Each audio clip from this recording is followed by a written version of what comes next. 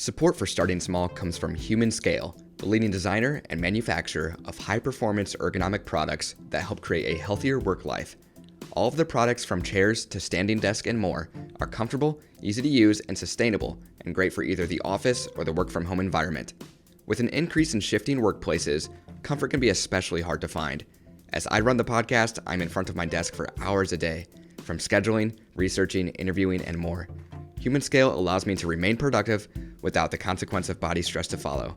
Make sure to check out Human Scale at humanscale.com and use code StartingSmall at checkout to save 20% off your purchase. That's code StartingSmall at humanscale.com, and enjoy the episode.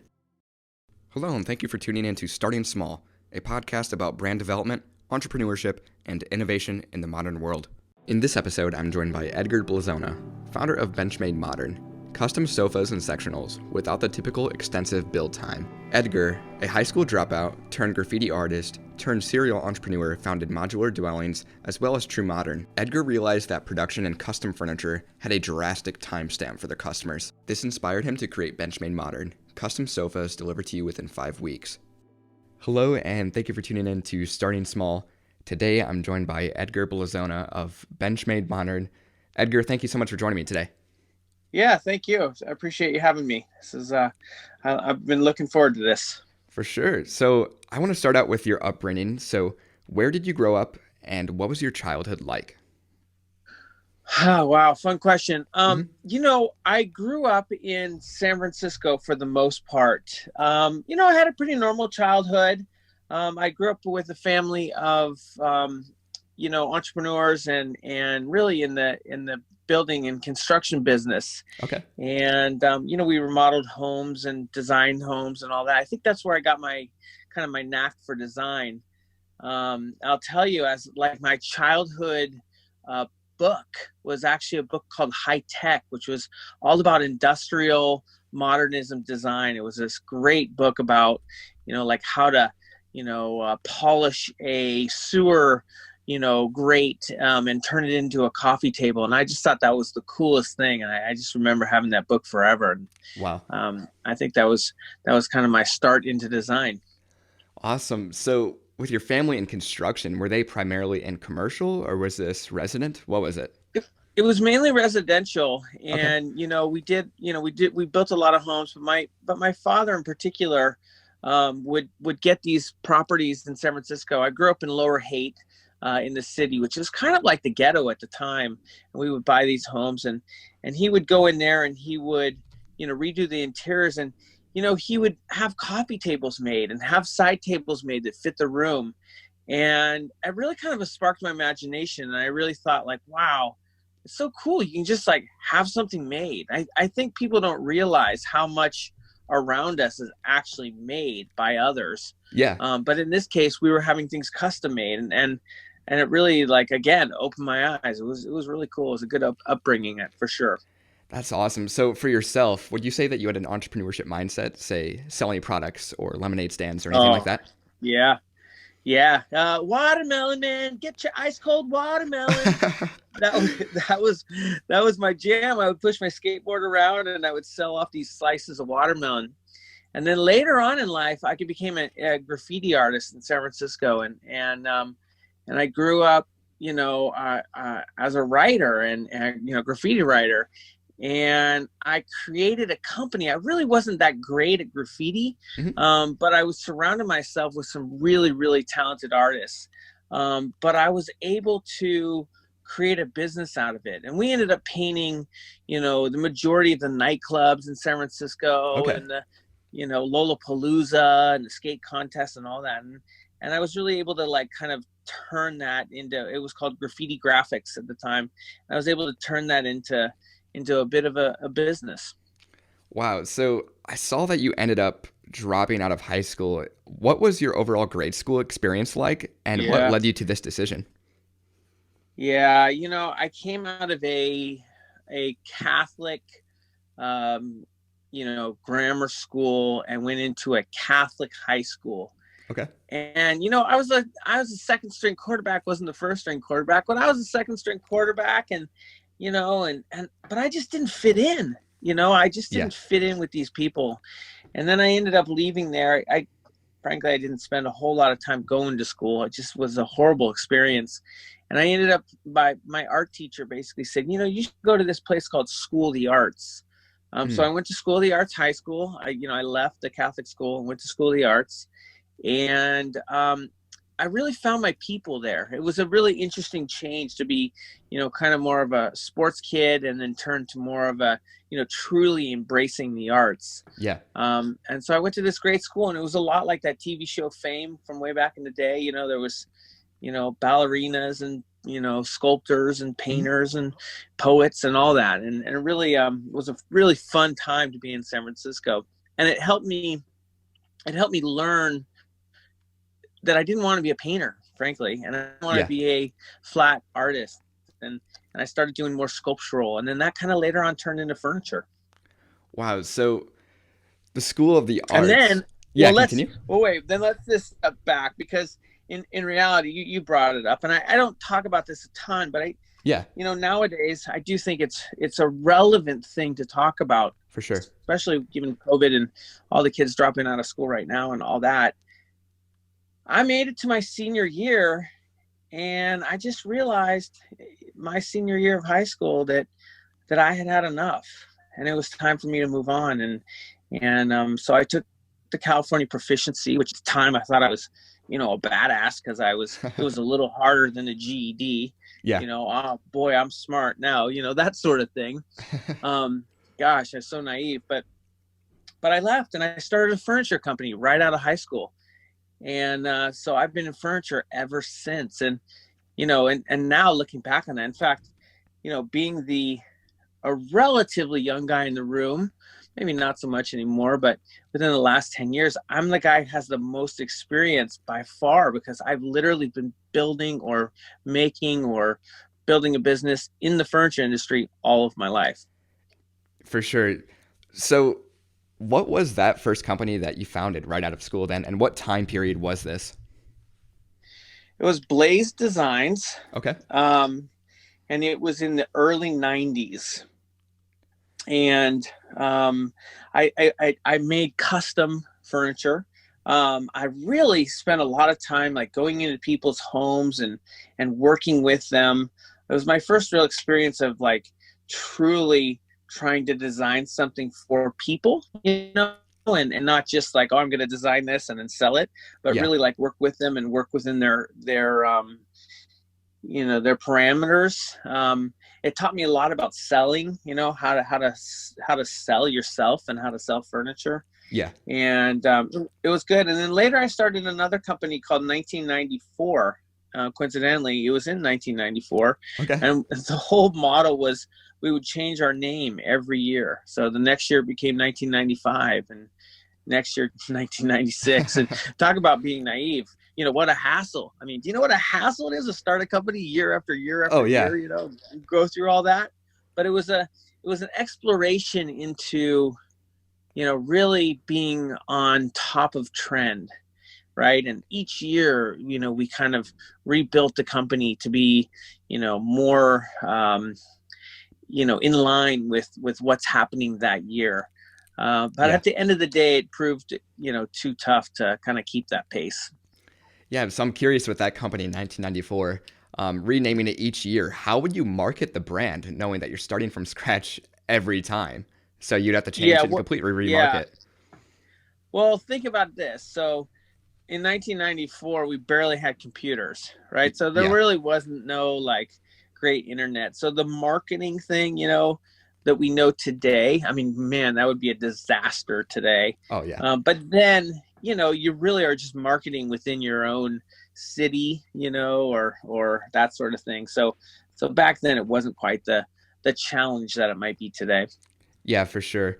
So I saw in 2002 you founded Modular Dwellings, and this is kind of a different category from just the furniture. This was backyard homes, correct? Yeah, it was backyard guerrilla architecture is really what I was trying to do. I was trying to create, and again, going back to the 90s, we weren't able to live in modernist homes through and through, right? You had, Yeah. especially in the Bay Area, you had these Victorians, then you'd have a modern kitchen, right? You'd have these Victorians, you'd have them filled with Eames furniture or something like that. Hmm. And so I was trying to create, I was working for Pottery Barn at the time. I spent a lot of time going back and forth to Asia. And I was trying to, what can I do that was still creative, and that didn't, get in the way of, like a non-compete or something like that. Yeah. And so I started making these buildings on the airplanes. I started drawing up these buildings on the airplanes. And this is back when the prefab, kind of reemergence, came on, and everyone was trying to make these $100 to $200 a square foot buildings. And I really strive to be a designer that builds it first and draws it later, so to speak. Yeah. Meaning that, anybody can draw a pretty picture, but if you can't actually, build it, then your design is somewhat useless, right? So For sure. so for me, I started making these prefab houses so that I could have a modernist experience through and through, like from the moment you walked up to this building to the furnishings inside, and the whole feeling of it was modernism. And it really, it was a change of pace to what I was used to seeing. Yeah. And so interestingly, I became the shed guy in that era. There'd be these great, New York Times stories, and it'd be like, this famous architect is making this prefab house, and Yeah. these guys are making that prefab house, and always at the bottom, and Edgar Blazona, in his prefab sheds, and I became the shed guy, not out of desire, but more out of, I could build it. I could afford to build it. And Yeah. so I could build it and make photos, and, and move these buildings around and take other photos and all that. So it was a really interesting thing. And it became, I guess, a good part of who I am. I ended up selling a set of plans on Ready-Made magazine. And because I wanted to build this building. Everyone wanted these buildings to be so cheap because they were small. Mhm. And when you think about it, they're just not cheap. Just because Yeah. it's small doesn't mean it's cheap. And so, as kind of my last hurrah, and kind of, giving back to my fans and the people who had been following me for forever on these things, I built a set of plans, and you could build your own for basically $2,000 in materials. And Wow. you see that it was called the MD100, and you see these MD100s still popping up all over the country today. It's pretty cool. It's probably, couldn't be a good part of my legacy, like it or not. Yeah. So are these plans open to the public? So like a consumer purchases that and then they build it in their own backyard, or how does that work? Yeah, well, they used to, but then Ready-Made magazine went out of business. And then Okay. so we didn't really want to kill it, because we had such a cool following. All these people would make these buildings, and they would look totally different from one building to the other, and they would change the window layout or the doors, or paint them weird, or, all this stuff. So we just kept the plans up, and you could just download them. I think they're still up today. I've seen a couple sites. Every now and then I get an email still, people asking for these plans, and but you can still download them for free, and which is cool. Awesome. I like to see people making things, and Yeah. I've gotten several emails. I set out to make this. I've never made anything in my life, and now I built a house. That's I'm so amazing. proud of myself. Yeah, it's really cool. So how long would the average home take to build, would you say then? Well, look, these aren't really homes. These are 10 by 10, 10 by Yeah. 12 little Exactly. sheds, but people would spend, like a week or so, Okay. and a real builder would probably spend 3 or 4 days, but, people would spend a week to a month, building these things, and, Yeah. time-lapse videos of them, with snow coming, and, all that stuff. It's really cool to see. Amazing. So moving on to 2005, you founded a company called True Modern, which I contrast that to BenchMade Modern today. If you kind of can explain the concept behind True Modern and what you provided with that company. Yeah, True Modern was a bit of a wholesale model. At the time, I was designing for companies like, Walmart and Target and these big box stores, and Mhm. I really needed to get back to modernism. I, I, I, I really, I'm a modernist at heart, and yes, I can design to these, kind of mass America styles and whatnot, and things that sell really well in Walmart. But I really needed to get back to kind of my roots. And so while I was working for another company, I started True Modern. It was a brand at the time of modern kids furniture. Okay. I just gotten a kid, and the cliche like I got a kid, or I had a kid, and suddenly I realized there's no cool furniture, so I made my own. I mean, it's such a cliche, but it's sort of true. That's kind of how it went.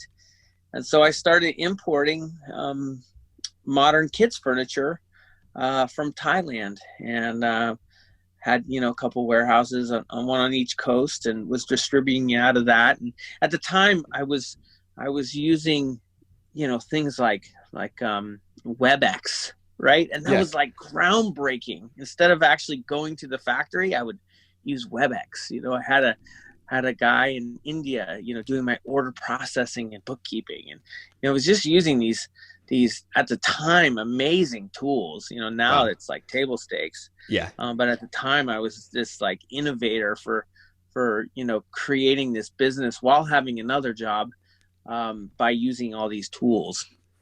It was pretty cool. Yeah, that's awesome. So I heard you mention earlier about the non-compete thing. So did this work the same way then? If you're working for that company and also working on yours as well?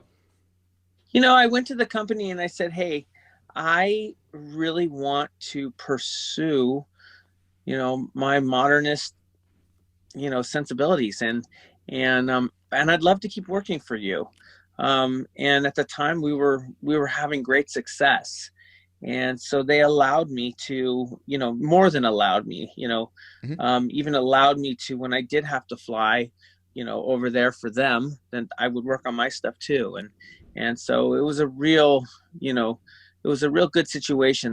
They really helped me, and of course I stayed with them, and brought an enormous amount of sales to the table. Awesome. So following your growing expertise in the design and furniture industry, we fast forward to BenchMade Modern in 2014. What inspired this idea? Yeah, BenchMade Modern. What's up? This was like BenchMade Modern came from, again, a little bit of a cliche, but I introduced sofas for True Modern, and I decided on we get all these phone calls, hey, can I have it, 92 inches instead of 90 inches, or 94, something like that. And I thought, I'll try testing my best-selling sofa, my best-selling True Modern sofa, in these 1 inch increments, and Mhm. I'll see if they sell. And lo and behold, I started selling a ton of sofas. Wow. And I was again back in San Francisco, and surrounded by the tech community and people raising money and all that, and kind of like, watching that go by me. Everybody else was raising money except for, us furniture and kind of, hard goods and, home products at the time. Now Yeah. everyone is. But at the time, no one was doing that. And I thought, I'm going to try to tackle the sofa business. Like, why does it take 16 weeks to get a sofa? Hmm. I mean, is that ridiculous? Yeah. 16 weeks, and I thought to myself, I don't even like the design 16 weeks after I bought it. Like, I don't like the color anymore. Like, that is ridiculous. And so I set out to find out why, and so I created BenchMade Modern. I had to build a small little factory in Los Angeles, in order to raise money to be able to, show everybody that I could do it. And, in the beginning, we started making sofas for like, $300 extra, but we'd make you a custom sofa in 24 hours. Wow. And and it was fun. It was a lot of fun. And so BenchMade, from that first initial factory, we were able to raise some money. From there, people started to take us serious. And so really my passion is all about, getting these timelines down to as little as possible. And it's really hard. It's no easy feat. It's no wonder that some of the biggest manufacturers in the world are at 16 weeks. It's a really time, or a really challenging, thing to try to create something in a quarter of the time. For sure. So, how many collections did you first launch with, and what was the product offering? Gosh, I think we introduced 4 maybe, and then expanded to 8. I always thought 8 would be the sweet spot. Hmm. It turns out that wasn't quite right, but I thought at the time, 8 perfect collections. And let me just say, when we think about sofas, we think or at least I do, I think in more of a collection based, mentality. Each style, comes in all the various shapes and sizes, that a normal collection would have. And then on top of that, at the time was 1-inch increments, and, we're at 5-inch increments these days. Hmm. Turns out, maybe the 1-inch increment thing, there wasn't enough traction, or it wasn't as important enough. And the 5-inch thing seems to work. I believe we have 12 collections now, and and some lighting and some rugs, and we're really trying to expand our assortment a bit, to try to be a little more of a marketplace, and really offer really great products, to our customers. Awesome. So, with a focus on customized furniture and a condensed time, I'm kind of curious, what were your main forms of marketing at launch? Oh, at launch. Did you say marketing at launch? What a crazy idea. No, we did. I mean, we didn't. I'm married to a PR person, Okay. right? So Yeah. so I had a leg up in PR. Marketing was this at the time was this, gosh, this uncatchable thing. You just didn't know, how do those guys keep showing up in my feed and whatnot. And so we focused on what we knew, and we got a lot of press. Turns out that press is now called social proof. Hmm. And it really helped. It really helped us to put us on the map. It's we were a smaller, much smaller business at the time, but you wouldn't necessarily know it with the kind of press we were getting. Yeah. And I had been very accustomed to getting press, all through my life. So I was a little bit more, had kind of honed in on my craft, and understood, how to tackle, that, really a marketing tool in itself. For sure. So, yeah, what is your main demographic, would you say then? Well, we have 2. We have we kind of have a younger demographic. It's split, male, female, pretty like 60-40. It's a little hard to tell who's actually the end user, of our product. When we look at like the names on the credit cards, it's 50-50, male to female. But old furniture retailing lends you to believe that the female is the one purchasing more often than not. But I think Yeah. I think our world is changing a bit. And I think that it's, so I think that's it. As far as the age goes, we have that 30, 28 to 36 range in there. Mhm. But then I think based on our pricing, we tend to skew to the later years of life, Okay. the 40 to 60 range.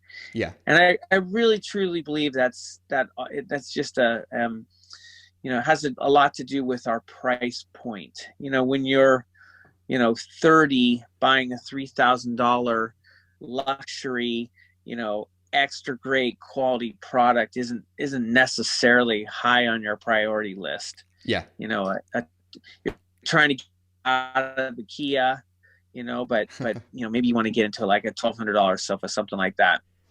Yeah.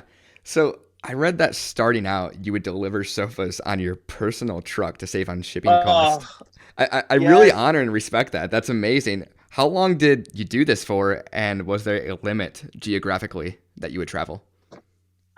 I have a great story to tell you. If we got a short amount of time, I'll tell you a great story in this. Yeah. I have two great stories, actually. This was the greatest thing. So I decided that, we were struggling, right? And Yeah. so, to deliver a sofa is like, $250 to $500, and I was like, okay, I'll deliver all my own Bay Area sofas, right? And this, I will also get into people's homes. I'll be able to talk to the customer. Talk about like getting deep into the business, right? I could just immerse myself in these people's homes and these people's lives, Yeah. all like under the guise of the delivery guy, such a hack, right? Yeah.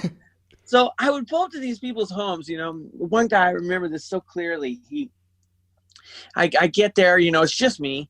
He ordered curbside delivery, which is kind of, they literally drop it off on the curb in the box, with the pallet and say, see ya, right? Yeah. But I would deliver these and say, okay, you bought curbside, but hey, I'll help you carry it in. No big deal. Like, I'll unwrap it for you. I'll help you carry it in. I'd really delight people.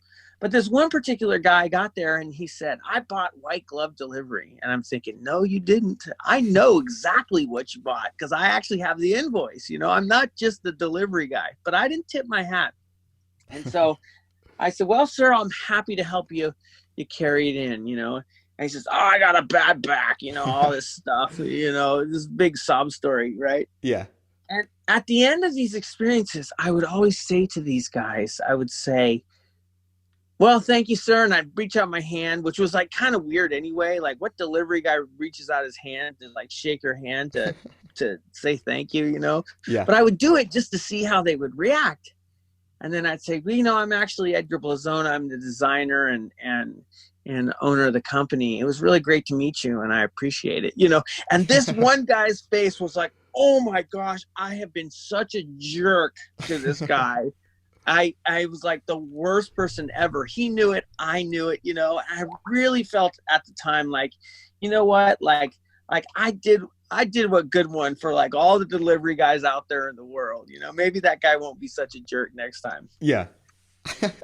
Yeah. That's amazing. Totally. And then one other time, I'll just a real quick one. Mm-hmm. One other time I was dropping off a sofa in Palo Alto and these people started asking me all these questions.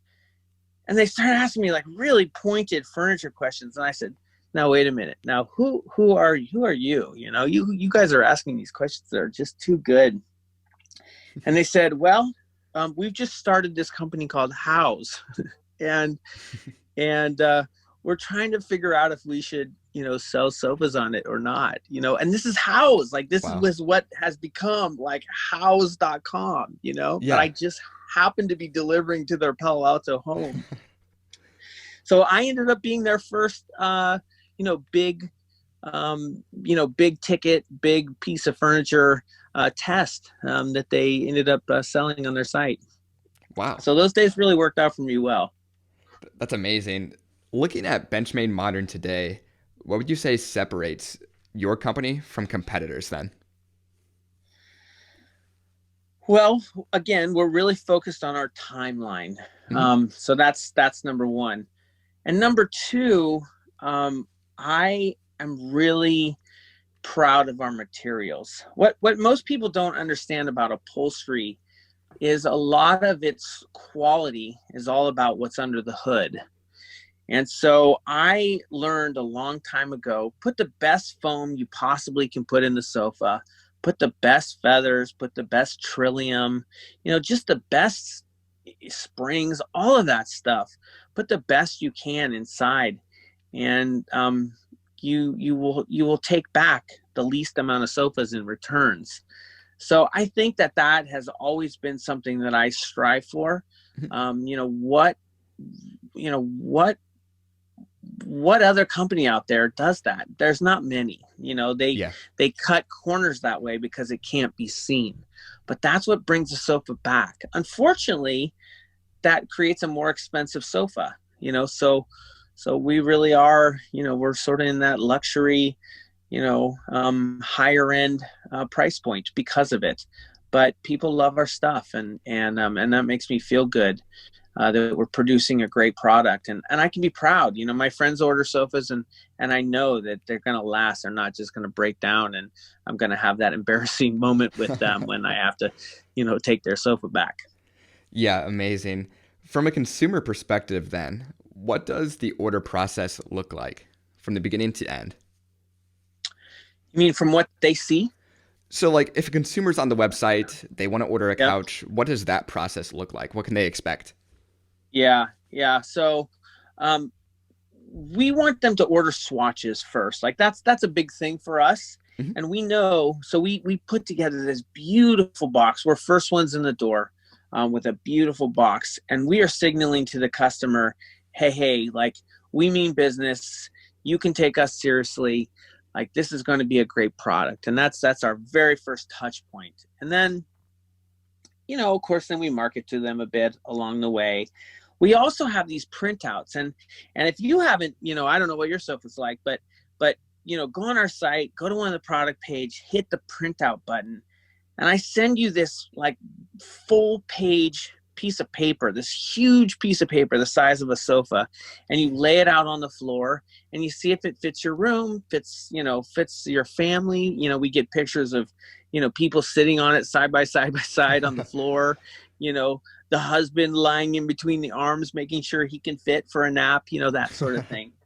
And so that's another touch point, right? We're just trying to say like, hey, like let's make sure it fits before we deliver it to you. They don't necessarily know that, but we know that. Like, let's make sure it fits so we don't take a return based on it didn't fit your room. Yeah.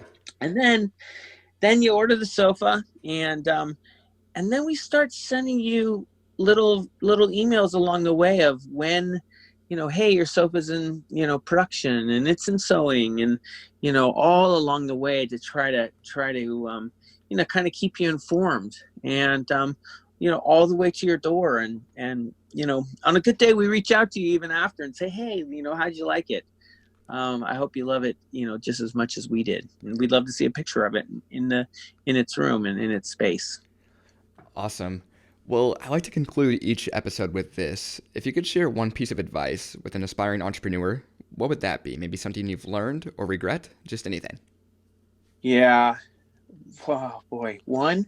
You couple, it's fine. Yeah, yeah, okay, a couple. Great.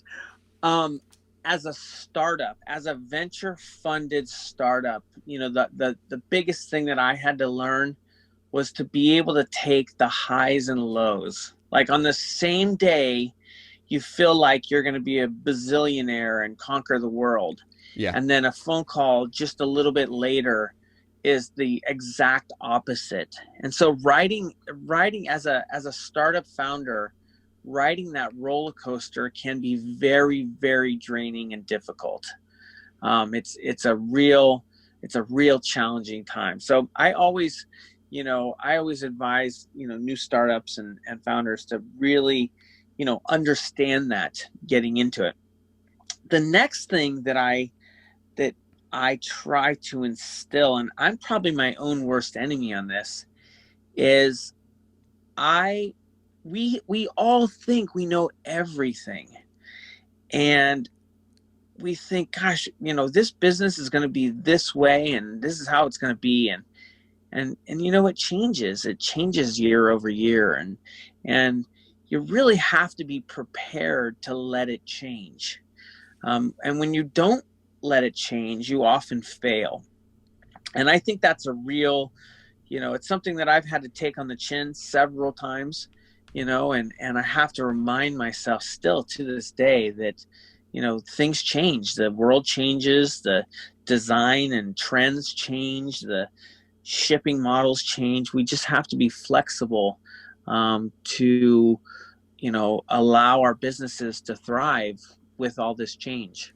And when we just pound our fist down and say, nope, it's gonna be this way, that's when a failure is coming soon.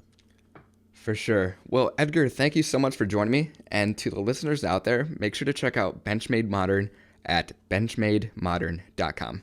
Yeah, thank you. It was fun retelling some of those stories. I appreciate it for sure. Hey, thank you for listening to this episode of Starting Small. If you would, leave a review on whatever platform you're listening on. Also, follow Starting Small Pod on social platforms to keep up to date on future guests.